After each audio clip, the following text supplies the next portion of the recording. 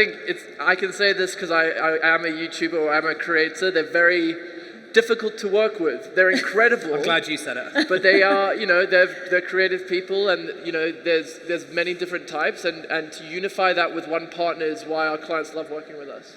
Because your creators, from what I understand, they can work with different brands. They have, they get a really good,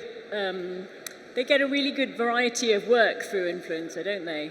Yeah, which they may not get on their own as well. Yeah, so I suppose in terms of the ecosystem, what you've got creators out there who some have agents, some have managers, but where we come in is when we're working with brands, not just to partner with one or two creators, we're helping brands partner with 50, 100, 300, thousands of creators all at once, and we're able to help support them on that scale, because obviously it's very complex from a contracting perspective, making sure we're doing content approvals, and then obviously when they're all posting, there's thousands and thousands of pieces of content which we're consolidating reporting on.